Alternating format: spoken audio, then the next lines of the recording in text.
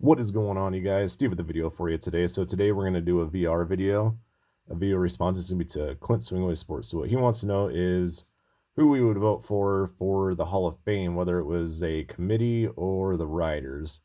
So all I'm going to do here is Fred McGriff got in through the committee, which I'm really happy. As I mentioned in a previous Hobby Talk video, probably about a day ago, I'm recording these on the same night. So I did say that Fred McGriff is beyond deserving. I don't have any cards of his out there right now, so congrats to Fred McGriff for getting in.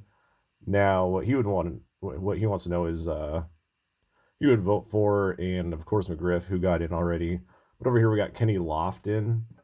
I think Kenny Lofton is one of the biggest Hall of Fame snubs ever of any sport. I mean, I think stolen bases. He's probably got the Hall of Fame numbers. Average, he always scored about a 300 career batting average, and he was so close to 3,000 hits. I think Lofton's beyond deserving to get in. Don Mattingly, just a big fan favorite, put up very good numbers for a number amount of years. And then Dale Murphy, exact same thing. I think all three of those guys are beyond deserving to get in, especially Lofton. That's all I wanted to do, talk about the committees. So let's get into the writers' ballot, which I'm going to go a lot more in depth. So before we do that, I just want to kind of do an honorable mention of guys that I wouldn't vote for, and this is all who I would vote for.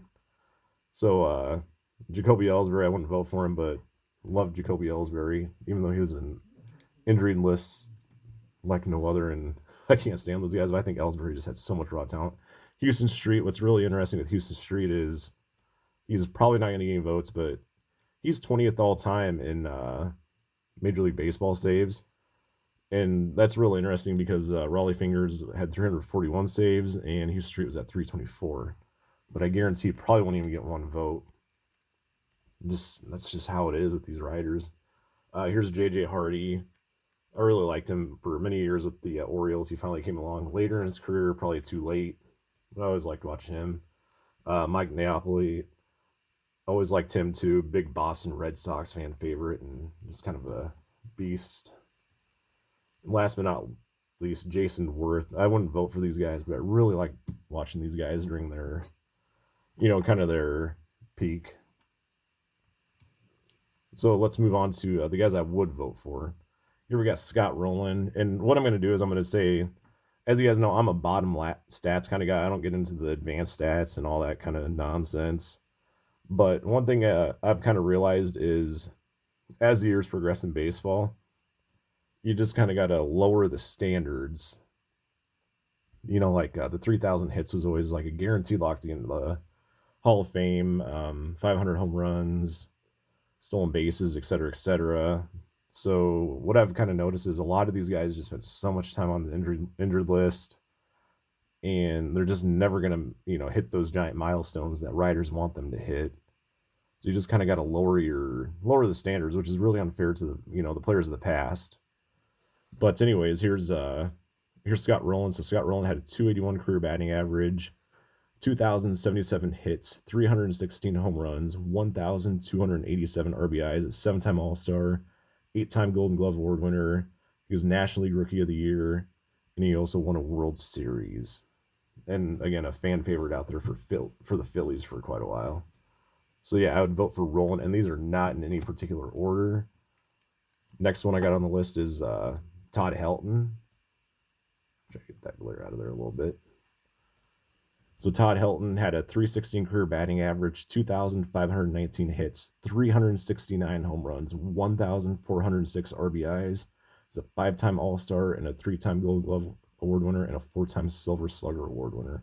So what really sticks out for me with Helton is the batting average, the hits, and the RBIs, especially the RBIs and that batting average. And he spent his whole career with the Rockies. So I know, everyone's going to say inflated stats, all that kind of stuff, but I'm past all that. If Major League Baseball wanted to, and the writers and all that wanted to judge, why even have a team in Colorado then? They're part of Major League Baseball. Let it be. That's what I think. So I would definitely get Helton in the Hall of Fame. I think Rowland and Helton have the best chance of getting in there. I don't think either of them get in there this year, but I think they will get in the next 2 to 3 years.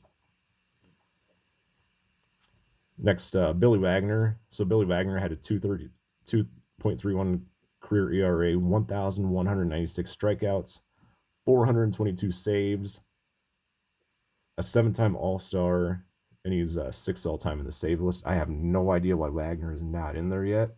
I think he needs to get in there, but again, writers are just ridiculous.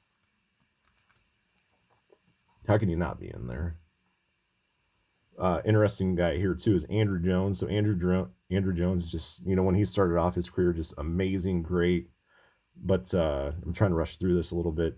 He had a 254 career batting average, 434 home runs, 1,289 RBIs, a 5-time All-Star, a 10-time Gold Glove Award winner. He's in the Braves Hall of Fame. So for me, again, what sticks out is the 434 home runs and the 10-time Golden Glove Award winner. Not putting, again, advanced stats in there and all that kind of stuff, but Andrew Jones, such dominance there and I heard he speaks like 5 different languages fluently, which is crazy. Next, I know steroids guy, PD, whatever, sports enhancement drugs, whatever you want to call it.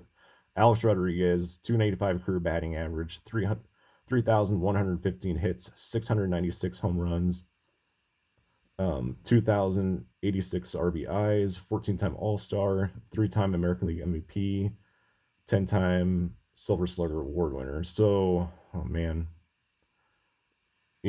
Silver Slugger and 14-time All-Star, but 3-time AL MVP. Man, his stats are just overall booming, and he admitted to steroid use and all that. I'd say it's time you let these guys in. I don't have Bonds or any of them in there. That's another topic for another day. Next, we got Jeff Kent. I think this is his last year on the writers' ballot. So Jeff Kent had a 290 career batting average, 2,461 hits, 377 home runs, 1,518 RBIs, a 5-time All-Star, 1-time National League MVP, 4-time Silver Slugger Award winner. And what's kind of interesting with him is he had the most home runs out of any second baseman in Major League Baseball ever. And yet the guy is not going to even get close to being in the Hall of Fame. I don't know how. His stats are honestly probably better than Joe Morgan and Ryan Sandberg's, but he gets zero love from the writers because, let's say, he's got a little bit of an attitude on him. Who cares? I'm not going to keep saying the same thing over and over. Next, Manny Ramirez, a 312 career batting average, 2,514 hits, 555 home runs, 1,831 RBIs, a 12-time All-Star, a 2-time World Series champion, and a 9-time Silver Slugger Award winner. Again, steroid guy, I understand that, but I think it's just time we move on, maybe put an asterisk next to him. I mean, even without, just an amazing player. Here we got Andy Pettitte. Again, linked to all that kind of stuff, but 256 career wins, 153 losses, a 3.85 ERA, 2,444 strikeouts, 3-time All-Star, and a 5-time World Series champ. Man, 5-time World Series champ. And almost 300 career wins in today's era too. 90s, whatever you want to. It's all the same to me. Here's Mark Burley. So Mark Burley, 214 career wins with 160 losses, a 3.81 ERA, 1,870 strikeouts, a 5-time All-Star, World Series champion. And he actually threw one perfect game and he pitched one no-hitter.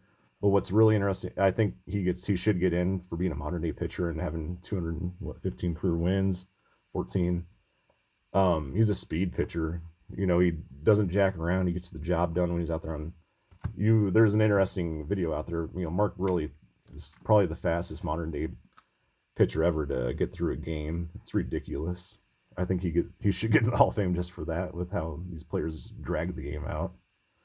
Last but not least, we got Bobby Abreu, 291 career batting average, 2,470 hits, 288 RBIs, 400 stolen bases, 2-time All-Star, 1 Gold Glove, and 1 Silver Slugger. I'd put Abreu in there. I mean, just overall solid stats again. But thanks for watching, guys. This is one of the longest videos I made. Please check out Clint Sports, link to his channel in my description. Thanks again, guys.